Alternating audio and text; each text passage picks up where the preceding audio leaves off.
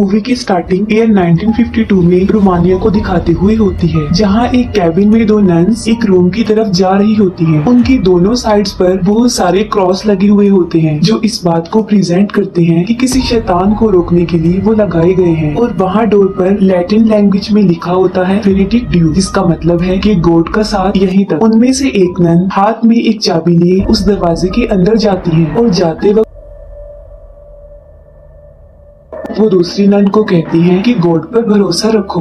उनके जाते ही बाहर खड़ी नन प्रेयर करने लगती है। उस रूम के अंदर गई नन थोड़ी देर बाद खून में लथपथ बाहर आती है और बाहर खड़ी नन को वो की देकर कहती है, तुम्हें पता है कि क्या करना है और उसके हाथ नहीं आना, क्योंकि इस दुनिया में आने के लिए उसे एक जिंदगी चाहिए। और इतनी ही देर में एक इनविजिबल पावर उस नन को अपने साथ खींचकर अंदर की तरफ ले जाती है और बाहर खड़ी नन, जो कि काफी डरी भी होती है, वो चाबी लेकर वहाँ से भाग जाती है। वो नन ऐसा रियलाइज कर रही थी कि जैसे अब वो भी नहीं बचेगी और वो गॉड से माफी मांगकर सुसाइड कर लेती है। और उसके मरते ही हमें एक डीमन नजर आती है और वो डीमन बिल्कुल नन जैसे ही लग रही थी। नेक्स्ट मॉर्निंग एक लड़की को दिखाया जाता है जिसका नाम फ्रेंची होता है, जो नन्स के घर में खाने पीने का सामान प्रोवाइड करता था। और तब वहाँ पर उसे नन की डेड बॉडी मिलती है जिसने सुसाइड किया था, जिसे कौवे नोच नोच कर खा रहे होते हैं। इसके बाद हम वेटिकन सिटी को देखते हैं, जहाँ पर हम फादर बर्ग को देखते हैं, जो एक दूसरे फादर से कुछ डिस्कशन कर रहे होते हैं। डिस्कशन में बाकी फादर्स उन्हें बताते हैं कि रोमानिया में एक नन ने सुसाइड कर लिया है और इस केस को इन्वेस्टिगेट करने के लिए उन्हें वहाँ पर जाना होगा। इस इन्वेस्टिगेशन में उनके साथ सिस्टर इरीन को भी सिलेक्ट किया जाता है। सिस्टर इरीन ने अभी तक नन होने की ओथ नहीं ली थी। फादर बर्ग और सिस्टर इरीन रोमानिया के लिए निकल जाते हैं और वहाँ जाकर वो उसी फूड सप्लायर फ्रेंची से मिलते हैं। फ्रेंची उन्हें बताता है कि गाँव के लोग तो नन्स हाउस में जाने से भी डरते हैं, यहाँ तक कि वो खुद भी 3 महीनों में एक मर्तबा जाता है और राशन का सामान वहाँ पर रखकर वापिस आ जाता है। पहले तो फ्रेंची उन लोगों के साथ वहाँ पर जाने के लिए इनकार कर देता है, लेकिन ज्यादा इंसिस्ट करने पर वो जाने के लिए एग्री हो जाता है। फ्रेंची उन लोगों को नन्स के घर में उस आइस रूम में लेकर जाता है जहाँ पर उसने नन की डेड बॉडी को रखा था। फ्रेंची नन की डेड बॉडी को सिटिंग पोजीशन में देखकर काफी घबरा जाता है और वो फादर बर्ग को बताता है कि मैंने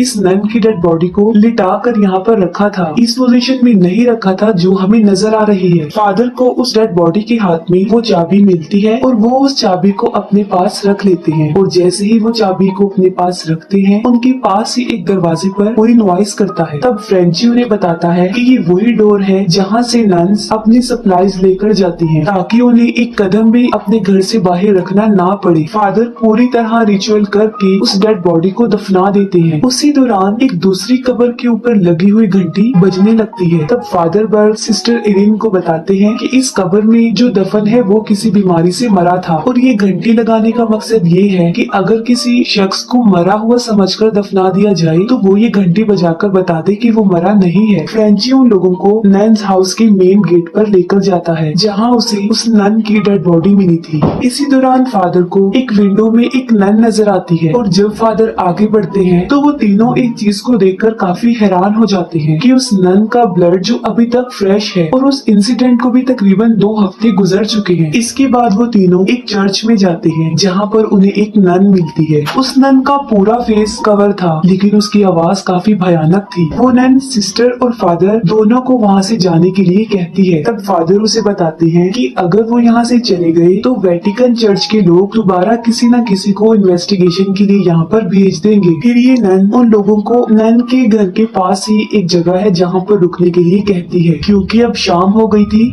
जो कि उनके प्रेयर्स का टाइम था और सारे दरवाजे भी बंद हो जाएंगे। और वो साथ में उन्हें कल आने के लिए कहती है। तब फादर फ्रेंची को वहाँ से जाने के लिए कहते हैं और साथ में उसे ये भी कहते हैं कि वो कुछ दिन बाद यहाँ पर जरूर आए और जब तक वो वापस आएगा वो दोनों भी अपनी इन्वेस्टिगेशन पूरी कर लेंगे। फ्रेंची जब वापस जा रहा होता है तो उसे कब्रिस्तान में एक नन का साया नजर आता है और तभी एक ड्राउनी, जो कि एक शैतानी नन होती है, उस पर अटैक कर देती है, लेकिन वो किसी तरह उस नन से अपनी जान बचाकर वहाँ से भाग जाता है। दूसरी तरफ फादर एंड सिस्टर जो रात के डिनर पर किसी बात पर डिस्कशन करते हुए दिखाई देते हैं। सिस्टर इरीन फादर को बताती है कि उन्हें बचपन में बहुत अजीबोगरीब किस्म के विजन्स आया करते थे, लेकिन हर विजन के बाद उनके जहन में एक ही बात आती थी कि मदर मैरी उन्हें रास्ता दिखाएंगी। वो बताती है कि बचपन में उनकी हेल्प बेटी करने की और यही वजह है कि अब उन्हें यहाँ पर भेजा गया। इसी बात पर फादर भी सिस्टर इरीन को 20 साल पहले होने वाले एक इंसिडेंट के बारे में बताते हैं और वो इंसिडेंट फ्रांस में हुआ था। वो बताते हैं कि वो एक बच्चे का एक्सोर्सिज्म कर रहे थे और उस एक्सोर्सिज्म के दौरान वो बच्चा काफी इंजर्ड हो गया था, लेकिन अफसोस की बात ये है कि कुछ अरसे बाद उसकी डेथ हो गई और उसकी डेथ से फादर काफी दुखी थे और कहीं ना कहीं वो उसकी मौत का रिस्पॉन्सिबल खुद को भी समझने लगी।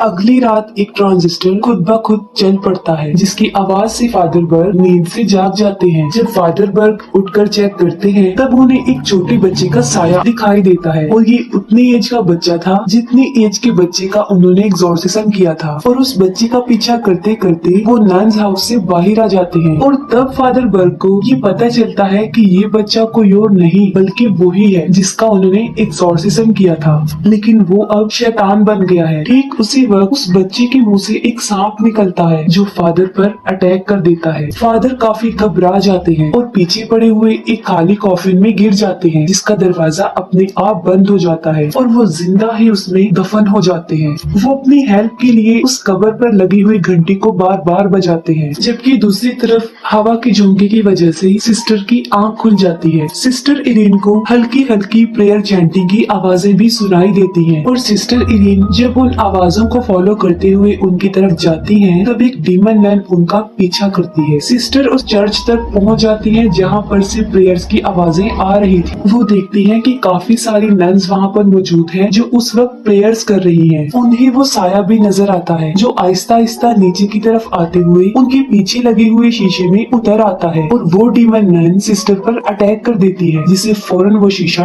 टूट जाता है। सिस्टर इरीन वहाँ से भागकर उस चर्च के बाहर वाले कब्रिस्तान में आ जाती है जहाँ उन्हें फादर बर्ग के चिल्लाने और उस घंटी की आवाज सुनाई देती है और देखते ही देखते एक एक करके सारी कब्रों की घंटियां बजने लगती हैं। लेकिन सिस्टर इरीन अपने विजन से ये पता लगवा लेती है कि फादर बर्ग किस कब्र में है।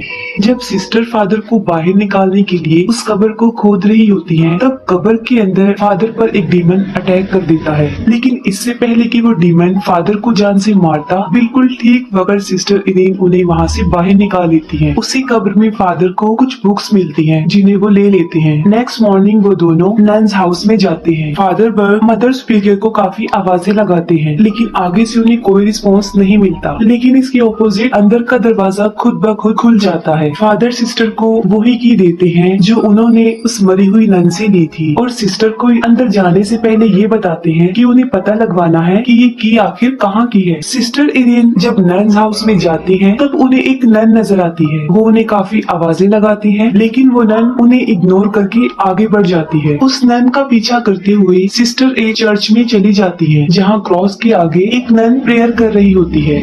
सिस्टर इरीन उस नन को बुलाती है, लेकिन इससे पहले कि उनकी प्रेयर डिस्टर्ब हो, एक और नन आके सिस्टर को वहाँ से ले जाती है। वो नन सिस्टर इरीन को बताती है कि इस चर्च में वो काफी अरसे प्रेयर्स कर रही हैं और सारी नन्स की शिफ्ट होती है, हर कोई अपनी शिफ्ट में आकर प्रेयर करता है और वो दोनों वहाँ से चली जाती है। फ्रेंची जो कि एक बार में ड्रिंक कर रहा होता है, वहीं पर उसे पता चलता है कि उस गांव के एक आदमी की 12 साल की बच्ची ने वहाँ पर सुसाइड कर ली है।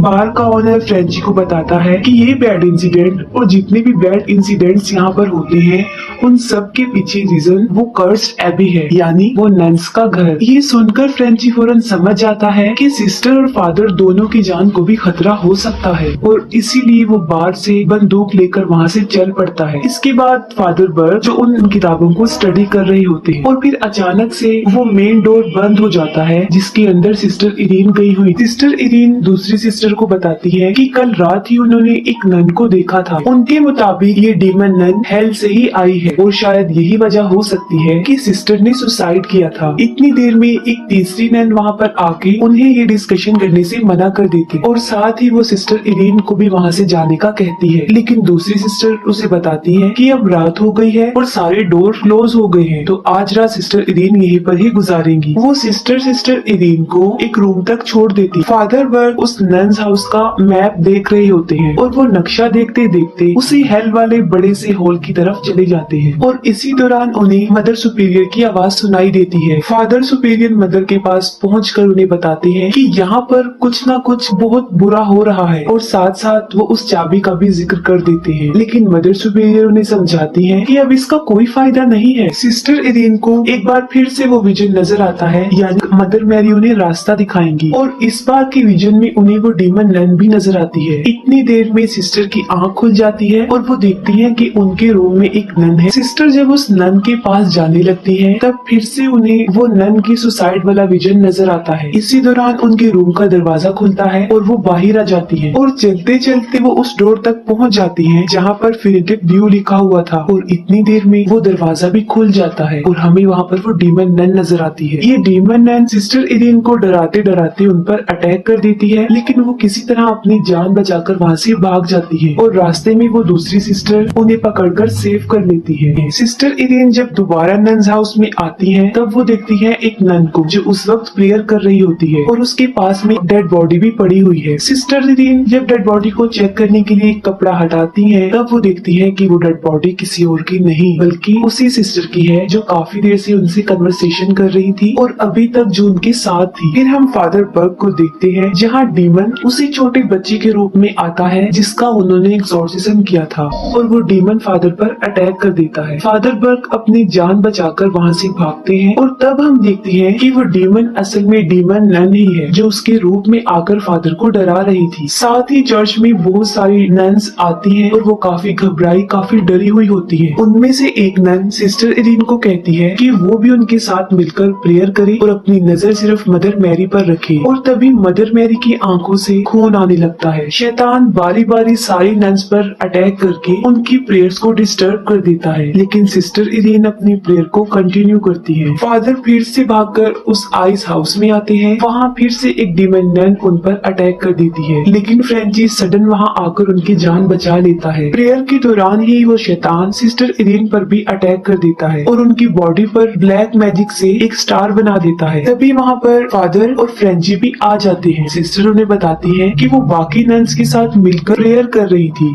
लेकिन जब वो दोनों देखते हैं तो वहाँ पर कोई नन भी नहीं होती, सिर्फ एक डेड बॉडी होती है। सिस्टर इरीन जब उस डेड बॉडी के फेस से कपड़ा हटाती है तब वो समझ जाती है कि अब कोई भी नन जिंदा नहीं बच सकी, सबको उस शैतान ने मार डाला है और यहाँ तक कि ये नन्स हाउस भी अब प्योर नहीं रहा। अचानक से वो डेड बॉडी फादर पर अटैक कर देती है, लेकिन फादर प्योर वाटर क्रॉस पर छिड़क कर उसे जला देते हैं। फ्रेंची उन दोनों को कहता है कि अब हमें यहाँ पर काफी देर हो चुकी है, बेहतर होगा कि हमें यहाँ से चले जाना चाहिए, लेकिन सिस्टर इरीन उसे मना कर देती है कि वो यहाँ से अभी नहीं जाएंगी और साथ में बताती है कि जिस सिस्टर ने सुसाइड किया था असल में वो सुसाइड नहीं था बल्कि एक सेक्रीफाइस था, क्योंकि उस डीमन नन को इस दुनिया में आने के लिए एक जान चाहिए थी जो उसने ले ली। वो कहती है कि हमें उस हॉल को बंद करने के लिए उस निशानी को ढूंढना होगा जो पाक निशानी है, यानी जीसस क्रिस्ट का ब्लड। फादर बर्ग के पूछने पर कि वो निशानी उन्हें आखिर मिलेगी कहाँ से, वो जवाब देती है कि मदर सुपीरियर की डेड बॉडी उन्हें एक तहखाने में मिली थी और वो वहाँ पर जाने का रास्ता भी जानती है, लेकिन वो कहती है कि ऐसा करने से पहले उन्हें नन होने की ओथ लेनी पड़ेगी और तभी उन्हें अपने इस मिशन में सक्सेस मिलेगी और जो विजन्स उन्हें आते हैं वो गॉड की तरफ से ही आते हैं, यानी वो अपनी सारी जिंदगी अब गॉड के नाम करने जाने वाली थी। इस बात पर फादर काफी सेटिस्फाइड हो जाते हैं और सिस्टर फाइनली नन की ओथ ले लेती है और अब वो एक नन बन जाती है और फिर वो तीनों उसी बेसमेंट में जाते हैं। वो तीनों वहाँ जाकर रुकते हैं जहाँ मदर मैरी की डमी पड़ी हुई थी। मदर मैरी की वो डमी एक पार्टिकुलर डायरेक्शन में पॉइंट कर रही थी। ये देखकर फादर बर्ग सिस्टर को बताते हैं कि ये आपका वही विजन है कि मदर मैरी हमारी हेल्प करेंगी। उस डायरेक्शन में जाकर उन्हें एक दरवाजा मिलता है जिसे सिस्टर इरीन उसी चाबी से खोलती है। दरवाजा खुलने पर उन्हें वही पाक निशानी जिसमें जीसस क्रिस्ट का खून था मिल जाती है। फादर उस निशानी को सिस्टर के हवाले करते हैं और फिर वो उसी दरवाजे की तरफ चले जाते हैं जहाँ पर फिनिटिव ड्यू लिखा था। वो तीनों अंदर चले जाते हैं और शैतान कहाँ से आया था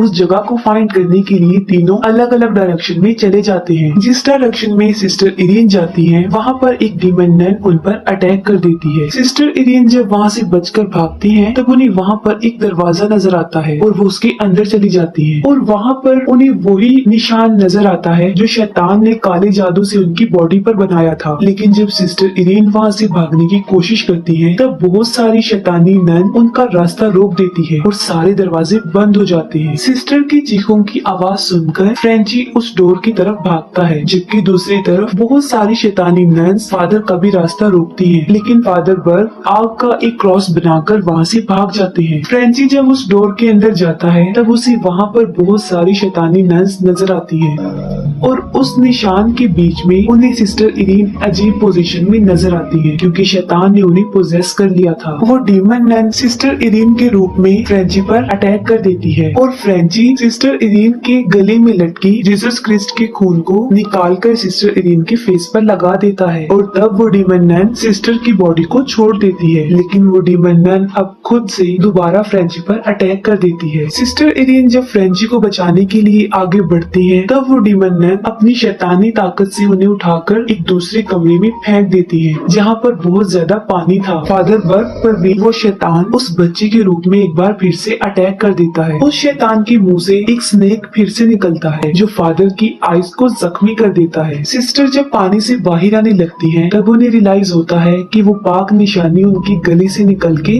पानी में ही गिर गई है। वो डीमन नन पानी से बाहर निकलकर सिस्टर इरीन को पानी में डुबो कर मारने की कोशिश करती है। फादर बर्ग सिस्टर को बचाने की काफी कोशिश करते हैं लेकिन वो डीमन नन शैतानी ताकत से उन्हें दूर फेंक देती है। सिस्टर उस पाक निशानी को पानी में से अपनी तरफ खींचकर अपने मुंह के पास ले आती है और तभी डीमन नन की नजर उस होली निशानी पर जाती है लेकिन वो खाली थी क्योंकि सिस्टर ने जीसस क्रिस्ट का खून अपने मुंह में भर लिया था। जब वो डीमन नन सिस्टर को मारने लगती है तब सिस्टर अपने मुंह में भरा हुआ जीसस क्रिस्ट का खून उसके मुंह पर थूक देती है जिससे डीमन नन का वजूद खत्म होने लगता है। उस खून के कुछ कतरे उस पानी में भी गिर जाते हैं जिससे वो डीमन नन और वो पानी दोनों हेल के उस रास्ते से वापस जाकर बंद हो जाते हैं और हेल का वो बड़ा सा होल फिर से बंद हो जाता है। नेक्स्ट मॉर्निंग जब वो तीनों नन्स हाउस को छोड़कर जाने लगते हैं तब सिस्टर इरीन वहाँ पर लास्ट प्रे करती है और वो फ्रेंची को भी बताती है कि ये जगह अब बिल्कुल प्योर हो गई है। तब फ्रेंची की गर्दन के पीछे उल्टे क्रॉस का निशान बना होता है जिससे हमें पता चलता है कि डीमन नन ने अपना कुछ कंटेंट फ्रेंची के अंदर डाल दिया है और ये मूवी यहीं पर एंड हो जाती है।